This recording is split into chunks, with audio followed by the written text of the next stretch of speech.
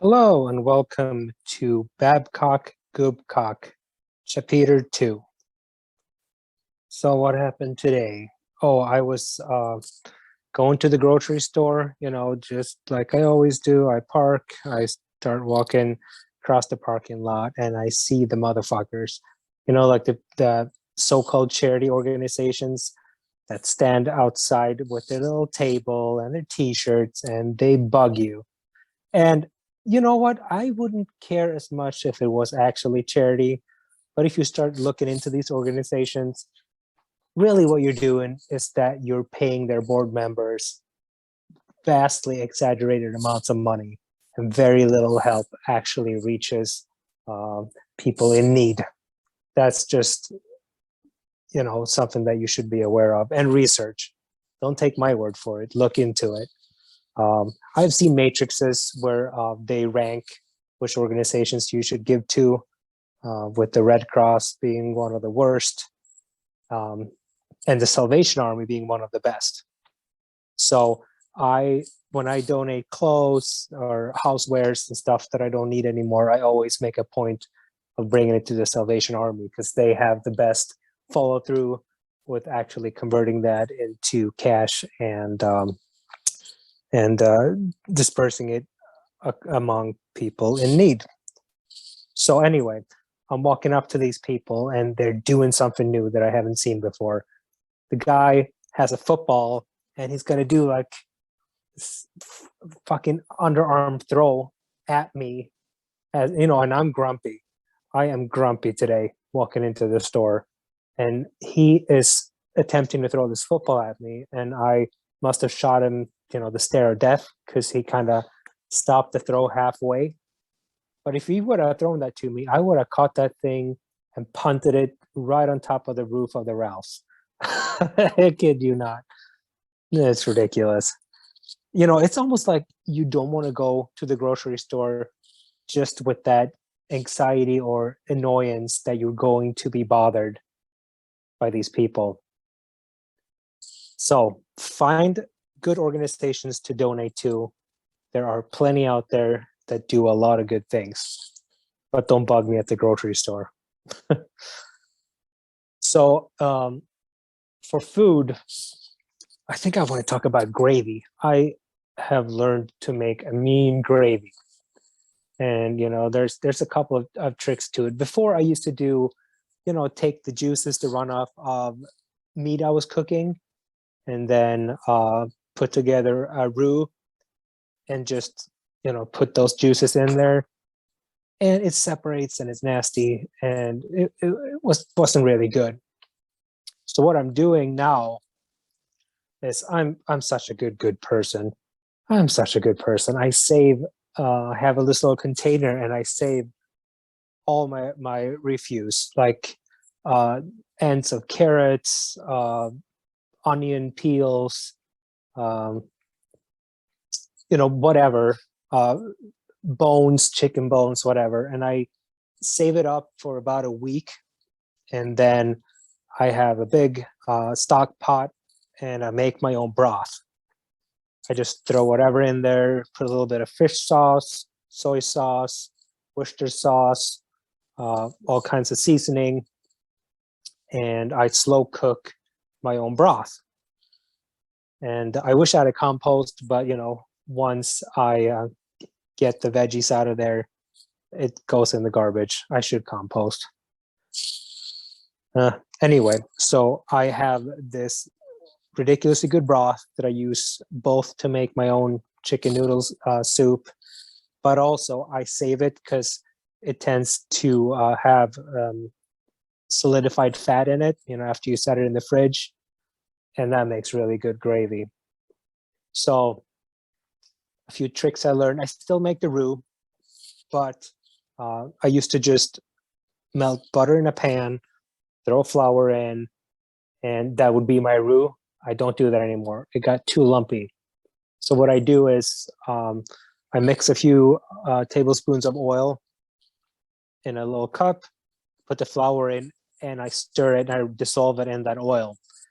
And I mix oil and butter in a pan, and I kind of I kind of let the flour toast in the oil. I think the French call it a beurre noisette, like a um, nutty type of roux. And then I don't put the broth in as is. I mix it with a little bit of heavy cream or whole milk.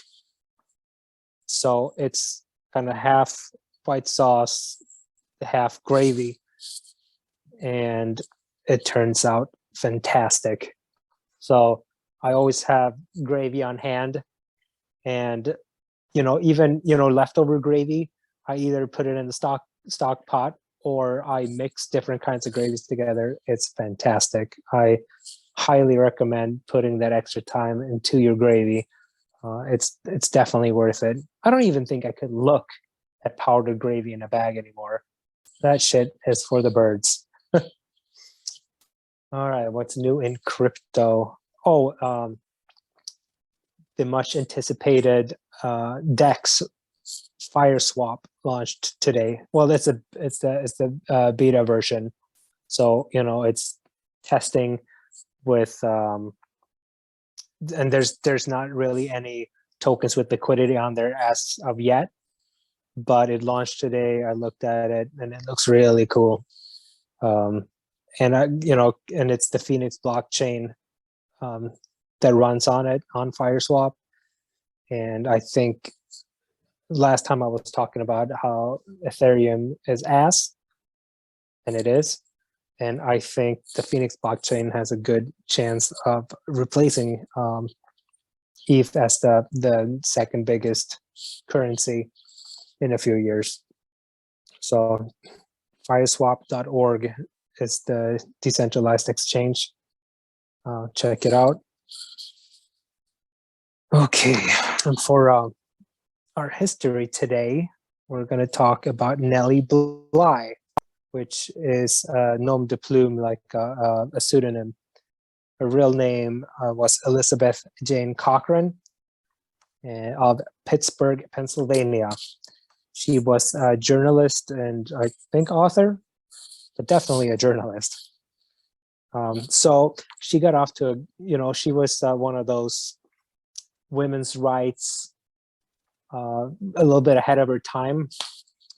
And she got her journalistic career started when a newspaper, they put out this article that would not fly today. It said, basically women are only good for cooking and birthing children. And, she was, I think, a teen, if not a child at the time. And she wrote in anonymously, a response to this. And it was so well written, and she formulated her point so well that the editor of the paper really tried to get a hold of her. He actually ran ads in the newspaper asking her to contact him or come forward, and she did. Eventually, she made herself known, and he had her write more articles, and that's how she got started. But she still got stuck with, she got pigeonholed. She got stuck with classic girly things, and that's kind of something that she battled her whole life.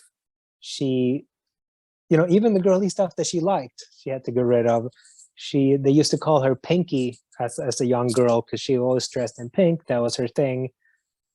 But she felt that reinforced stereotypes and the pigeonholing that I mentioned. She felt that it put her in a box, so she stopped doing it, and she took the name Nellie Bly to combat that. And she did some really interesting stuff, investigative journalism. So, at the time when a woman was like, I don't think that's right, they're like, you're crazy. You got to go see a shrink or get locked up. And, that's something that actually happened. I'm amazed what she went through. She deliberately acted crazy so she would get admitted to an insane asylum. So she like stayed away for a long period of time, and she checked into some kind of a bed and breakfast or something like that, and just acted crazy around people. And it didn't take long before they had a doctor come examine her, and he's like, "Yep, she's crazy." And she got locked up in the asylum just like she wanted to, and she explored the conditions that these women were under, that they were living under, and because it was like torturous at the time. I think they did like electroshock therapy. They left people in bathtubs for a really long time, or like wrapped them in wet sheets for days on end. I I don't know where all these quack theories came from, but it was nuts. All right, it was really crazy. So that was kind of one of her big breakthrough articles. And then I mean, a long 15 years after reading the classic book Around the World in 80 Days, where the protagonist is Phileas Fogg, the English gentleman who travels the world in 80 days, and because he has money, he can fuck off and do that. You don't really hear about a working class guy that's through history that wasn't like a galley slave or something that traveled around the world leisurely. Um, but yeah, in the book, he goes around the world in 80 days by train, by sea, by I think even in an air balloon. I haven't read that since I was a kid, so I can't really remember, and I probably didn't grasp all the nuances of the book. And that's the thing that I have. I read a lot of advanced literature as a young kid. I used to stay after school and kind of hang out in the school library and read books um, that didn't really make sense to me at the time. Maybe it helped my vocabulary. I don't know, but it's definitely way over my head. I just like reading. I think I just like absorbing the information, even if I didn't understand it. So I'm sure it would have been um, better to read at an older age, but now I don't really read books anymore. So, makes you think that you should read more, right? But we read all day, but we read shit on the internet that anybody can write, which pros and cons. Um, but yeah, anyway, so she decided to go on this trip around the world to copy the trip of the book, and it's really cool because she made it to France where she spoke to Jules Verne, who is the author who actually wrote the book. She actually got to meet him while she was doing the circumnavigation of the earth. And that's it was over 40,000 kilometers. What does that translate into? What, 28,000 miles? What is the circumference in miles? I don't remember. But she did it in 72 days. But the fucked up thing was somebody was trying to steal her thunder. So another female journalist, I think out of England or something, decided to do the same trip when she heard that Nellie Bly was doing it, and she was trying to do it faster. But Nellie couldn't be bothered with that. She was like, "It's not a race. Fucking, if you want to do it quicker, do it quicker. I don't give a shit." She was completely unbothered. So she wasn't really out for the fame. It's just a good scoop and probably a fantastic experience for her. And I believe she traveled alone with like gold in a bag around her neck or something like that. So I'm sure it was a risky trip at the time. It would be a risky trip today. Would you, as a woman, travel alone around the world with like gold around your neck? Even without the gold, you're probably at risk in a lot of places. But yeah, Nellie Bly made it around the world in 72 days. That's pretty cool. But then she kind of, her life took a disappointing turn as far as, the self-made woman, the strong modern woman, because when she was 31, she married a 33-year-old industrialist millionaire, which probably would have been a billionaire today. So she married a super old dude, and she married rich and just waited for him to die. And he died soon enough, and she took over his big industries. I think he was making like giant metal vats and barrels and stuff like that. So it was like big, heavy industry. And she ran the company into the ground. They went bankrupt after she took over.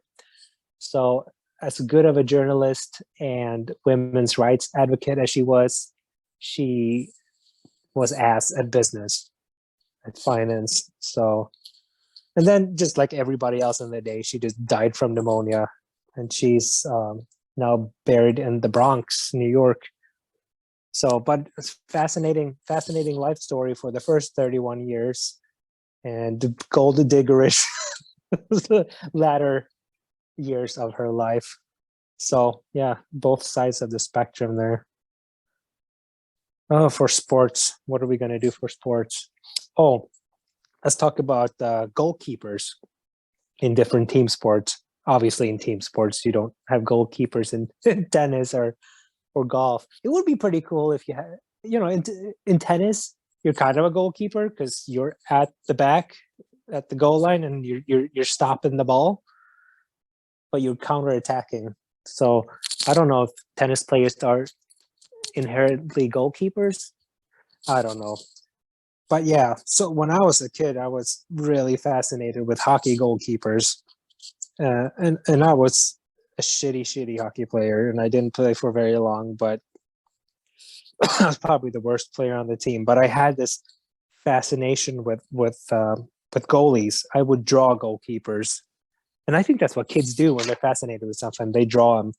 Like if a kid wants to be a police officer or a firefighter, I think you draw it, and it's kind of like this vision board thing, isn't it? When you're a kid, you're just drawing what you want to do or what you're fascinated or impressed by. So yeah, I would draw goalkeepers and fine details. I would get, all the folds and creases and seams of the leg pads and the glove, make sure it was on the right hand for on the correct hand for right-handers and left-handers. And I would do the goalie masks, the old school ones, like the Friday the 13th version, the flat ones, which are insane. Because do they really protect anything but your teeth? Like, it's a hard shell of plastic that's like laying on your face. You're actually pulling it on your face with a strap. I mean, I guess it disperses the energy of the puck if you get it in your face. But man, that had to hurt. Although I know in old school hockey, you were a coward if you shot the puck above the ground, or above the ice. Like, you shot along the ice. You try to score low goals. You didn't slap shot it up, face height.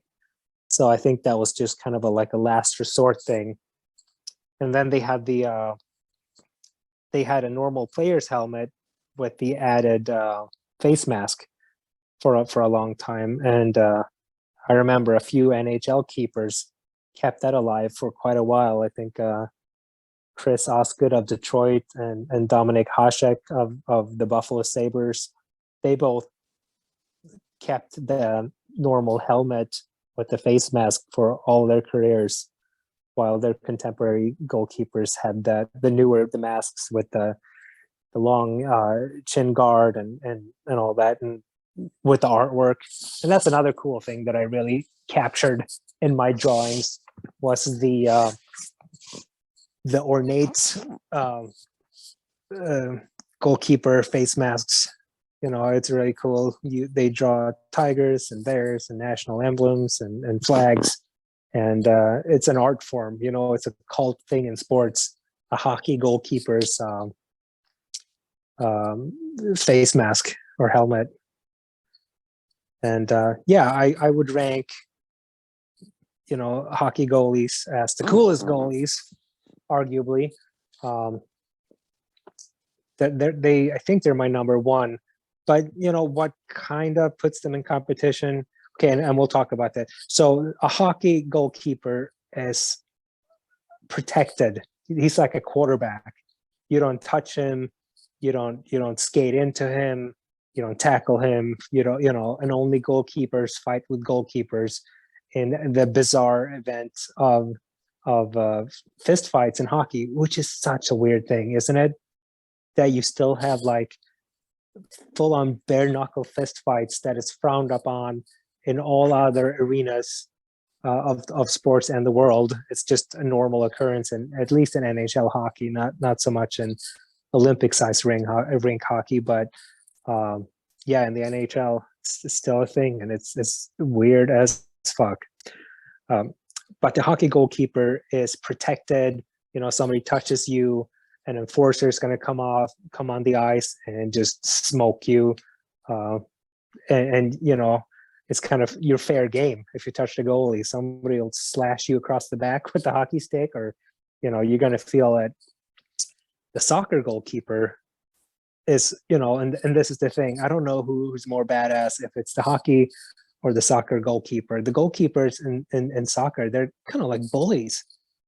They fucking scream at everybody, and it's never their fault. Like if they concede a goal, they're yelling at the defenders, flailing their arms, and they're kind of bullies. Have you ever seen like a old school keeper like Oliver Kahn of Germany? He would do like fucking, if you break free and you're 1-on-1 with Oliver Kahn, he would like do a roundhouse kick right by your head. You had to you had to duck down not to die. So soccer goalkeepers are bullies. They're not protected the same way as a hockey goalie, but they go out there and get it, and they'll do a lot of rough play, illegal play, and what have you. And I think they're also the least likely to flop and pretend. They're kind of and they're also a lot of times they're good looking guys, and they're always tall guys. At least the professionals and the highest leagues, they're tall, athletic guys, 6'3", 6'4", and they get to wear a different game jersey than the rest of the team, and they always have some flair. They're like the Liberace of the team, right? Everybody's playing in a white and blue striped shirt, and here's this motherfucker in orange or gold or turquoise, or they're peacocks of goalkeepers. And then we can also discuss the dumbass goalkeepers that play dumbass sports. Not that the sports are dumbass, but you are a dumbass for volunteering as a goalie in these sports. And there are two sports that I think are kind of neck to neck with how dumb the goalie is. And the first one is bandy. I don't know if you heard of this, but it's a sport that's played in northern countries, Russia, Sweden, Norway, Finland. And it's basically, I think it predates modern hockey. I think modern hockey's kind of evolved out of it. But you play at a soccer-sized frozen pitch, right? And you have 11 players on each team. So you got your defenders, your midfielders, and your forwards. And at the very back, you have a goalkeeper who is very much like a soccer goalkeeper. He doesn't get a club. He doesn't get a glove. He has the padding, but he has to throw himself like a soccer goalie and land on the ice. And it's just the dumbest thing. You're standing back there, and the field is so big, field of play is so vast that it can take forever before you actually have to move. And it's played outdoors, so you're standing there, and you just threw yourself into a puddle. It's a little bit melty, and there's water in front of the goal, and you had to save a ball, and you throw yourself in a puddle, and then you just stand there in the freezing cold. It's below zero, and you're wet. That is dumb, right? That is dumb. Okay, and you have like normal gloves on your hands, like soccer goalkeeper gloves almost. And the ball, because it's not a puck, it's a little ball, orange ball that is hard as fuck. And every shot is like a slap shot. It's like a golf swing with your driver. That's how they shoot. So this ball comes at you at God knows what speed, with the leverage of the club shaft. I think they can whip them at like 100 miles an hour, if not more. And you are throwing yourself in front of this smaller than a tennis ball, orange, super hard ball in the freezing cold. And you're saving it like with your hands, the palm of your hands, your fingers, and your body. And it's insane. Look it up. I would never. That is just insane. And the second one is team handball, which is popular in Europe and in Denmark and Spain, Switzerland.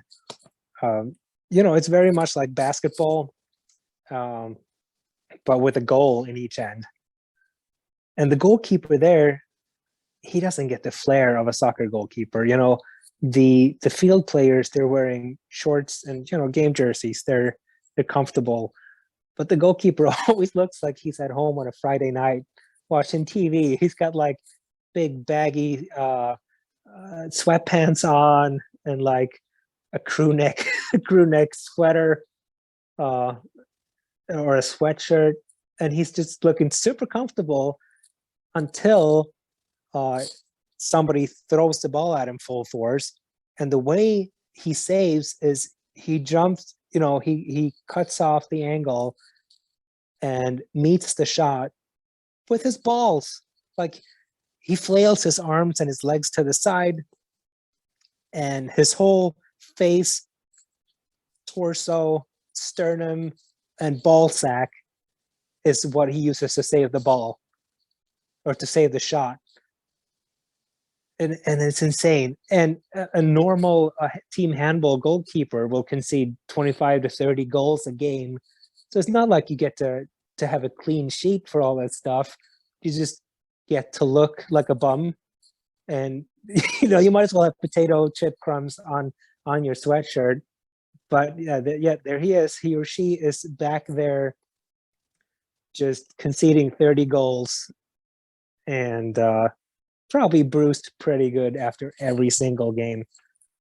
So yeah, between the bandy and the team handball goalkeeper, I don't know who's dumber. What other goalkeepers do you like? Did I miss anything? Did I miss any major sports that have goalkeepers? I don't think so. All right, moving on. Today we're going to talk about a country in Africa that fascinates me. It's Botswana. Botswana is a fascinating country just north of South Africa. So it's a very, very southern country on the continent. And most of it is just the Kalahari Desert.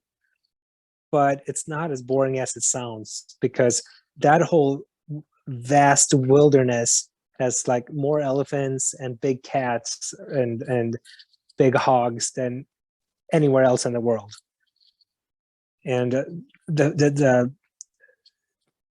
have a lot of claims of success in Botswana. It's, first of all, it's the oldest democracy in all of Africa. It has, and it's not like democracy, like fake democracy. It's real. The people are well represented in Botswana. It's a functioning thing, and they've had it longer than any other country in all of Africa. And I think there's 50 to 54 countries in Africa now. I don't know. Do we count South Sudan as a country? Are they recognized? And then West Sahara. I don't think they're recognized, but South Sudan is for sure now. Anyway, so they have the oldest democracy, and they're one of the highest GDP. When you read about it, it says richest countries in Africa, but everything's subjective. Yes, they have a high per capita GDP, but I don't think it's 100% reflected in the standard of living. but it's definitely way higher than many countries in sub-Saharan Africa. And it's kind of like an economic miracle. Their economy has grown by like a factor of well over 100 in the last 55 years since decolonization. Um, and like other countries in the world have had uh, economic miracles, like Germany after World War II. I think in 1953 they really pulled themselves up, but they had so much infrastructure in place. It's not as impressive as what Botswana has done. Botswana has a lot of diamonds, and so mining companies were very eager to invest, and that probably went a long way. Um, and I don't know in terms of GDP how much of that is actually for the benefit of the people, but I think taxation and everything works well enough that the standard of living is substantially higher than neighboring countries. Um, so yeah, and the other big benefit they have is, like I mentioned earlier, all the wildlife. So tourism is a huge thing in Botswana, and it's considered uh, by comparison to other African countries in the region, it's very safe to travel there. It's very safe to travel there, and I think the most you have to worry about is like petty crime, like pickpocketing and stuff like that. So I do think a lot of people tend to pick Botswana or Namibia when they go to Africa to visit, because it's one of those places where you're at a low risk of murder, assault, and kidnapping, and major crimes like that. So, and I don't know, they they're peaceful. They are constantly reinvesting in the Botswana people, although 25% of adults in Botswana are infected with the HIV virus. And is that isn't the V in HIV virus? So am I saying HIV virus? Anyway, which is a really high rate, even for Africa that is plagued by HIV. So that is one of their biggest challenges is the spread of disease. But I mean, in a well-educated country, contraception and condoms and protection in form of information is probably way more prevalent. So I have no doubt that Botswana will eventually get a lot better, a lot healthier in that aspect. So for the name Botswana, 70 or 80, I think closer to 80% of the population are from one Bantu tribe, which is the Tswana. So country Botswana, I don't know what the Ba stands for, but the Tswana people are the vast majority of the population, and they speak Setswana. So everything is Tswana. So in Botswana, they speak Setswana, and the British used to call it Szechuana, like Szechuan sauce. Like they just don't give a fuck. The British with drawing their lines on the maps and calling Native Americans Indians, and they just don't give a fuck. So they Szechuan, like Szechuan sauce from the Chinese region. Anyway, today it's called Setswana correctly. And I don't know, for some people claim that homogenous countries do better than when a lot of different, like completely different people, tribes are drawn into the same square map that the British drew once upon a time, British and the French. But in Botswana, it seems like it's harmonic and it's things are working a lot better than other places, and that could be a factor. Um, I don't know if you can prove that scientifically or through social studies. I don't know if it is a fact or not, but it's a fact of the country that 80% belong to the same group of people. And there are two major cities: the capital, Gaborone, in the southeast, and a few hundred miles north is Francistown. And I think Francistown, it's where people kind of go to vacation. I think it's very Germany-ish there. They have like the Bavarian facades and that kind of stuff, and the German church and whatnot. So, I mean, I've looked at it at Google Maps because I am fascinated with the country, and yeah, it looks like a really nice place. I would love to travel there, to be honest, to Francistown.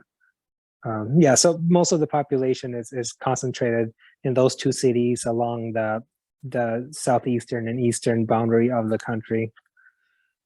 And that's all I got on Botswana. All right, what's going on in the world right now? Um, yeah, oh, McDonald's completely pulled out of Russia. They had like suspended operations in the beginning of the second phase of the Ukraine-Russell war, but they were still paying employees, so they closed the restaurants, but they were still paying people. But now they just completely abandoned Russia as a whole, and the Russians, they're so adamant about this self-sufficiency now, like, sanctions don't affect us, and all this. And it's almost starting to be at like North Korean proportions. Like, we don't need outsiders, which is ludicrous for a country that doesn't refine anything. Barely. Russia is a huge exporter of raw materials. They don't have a tradition of refining products themselves. So anyway, so what happens? The oligarch, which is a disputed term, they're saying that's like a Western thing. They're saying oligarch is something that we would call an entrepreneur in the West. But I mean, an entrepreneur builds something from the bottom up, ideally, and oligarch is somebody who just kind of uh, stepped over dead bodies and grabbed everything they could after the collapse of the Soviet Union. Like, they gained it with an unfair advantage, which, I mean, yeah, there's a point to that. We do call those entrepreneurs in the Western world anyway. Uh, uh, One of those oligarchs slash entrepreneurs just stepped in. His name is Alex Govor, and he just grabbed all 800 locations, former McDonald's locations in Russia, and just took them over overnight. And he's opening like 50 new restaurants a week. And they just, I mean, I think they kept the menu somewhat the same and just renamed everything. And I'm going to butcher the name of this new chain. I think it's pronounced Kushnu I Toshka, which I think it means like good food, period, or like food, period. No, not food, but yeah, something like that. It's very simple. Uh, yeah, and they did this like overnight. So I don't know how similar it is, if the Russians truly are going to miss McDonald's, or if they're just gonna have a new iconic hamburger joint to call their own. But yeah, it's pretty interesting how quickly they fill that void, isn't it? What else? Oh yeah, so a very young author made the Guinness Book of Records as the youngest person to publish at least or sell at least 1,000 copies of a book. So it's this English girl, Bella J. Dark. She's 5 years old. and she published her first book, The Lost Cat, which is I don't think that's a surprising subject matter for a book by a 5-year-old, right? It's it's what you would expect, and she wrote the story and did all the illustrations. And I don't know, what are you like when you're 5? Are you still like in that shitty drawing stage where you can't really tell what it is, and people tell you it's good and put it on the fridge, although it's ass, like it's garbage? I don't know. Is this are the people? I mean, people will find it endearing when a 5-year-old publish a book. I would buy it. I would buy it in support, but at the same time, I'll probably recognize that the drawings are garbage. I should Google it. She might be very talented in her drawings. I don't know. I don't know. Uh, but is it a good book or is it pandering? Yeah, because I have this thing with pandering. It's just increasingly uh, annoying me. The world we live in. We we pander to everybody, and it's not helpful. Pandering is damaging. Uh, this is a child, so like I said, it's endearing, but the way we deal with other adults in a pandering manner, it's ridiculous and not helpful. It's basically a new way of insulting somebody. You know, when when when somebody is grossly overweight and everybody says, you're a 10 out of 10, however you feel about grading people on a number scale. But yeah, it's this pandering thing where I don't know, the people that receive compliments and know they're not really true, does it raise their self-esteem, or is it just a new form of insult? Is it like passive aggressive? Is pandering passive aggressive? I think so. I think so. But nobody cares what I think, so what's the difference, right? And in Charlotte, North Carolina, a man got arrested trying to bring in 23 pounds of cocaine stuffed in a wheelchair. And he just flew in from the Dominican Republic, and they had some simple questions for him. And I think he like totally gave himself away. That he couldn't answer the questions about what he'd done or where he'd been, but also he couldn't play the role of a person with a handicap in a wheelchair. So this kid is 22 years old. This young man was 22 years old, and I guess he hadn't researched how to act like a person with a handicap. So I don't think they did it, but like the scene in The Big Lebowski when Jeff Bridges tips uh, the millionaire Lebowski out of the wheelchair and calls him a faker. that's that's kind of how I.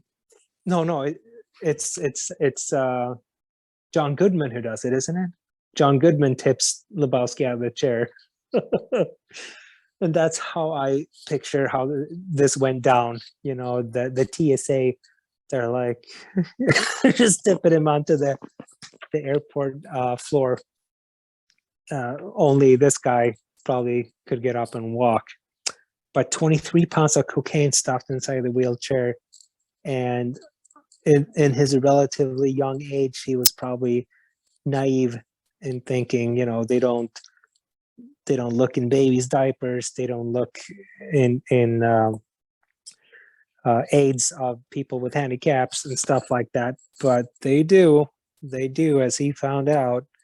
And with the street value of just shy of $400,000, I think he's facing some years in prison unless he rolls over on his Dominican contacts, which could turn a life sentence into a death sentence, I'm sure.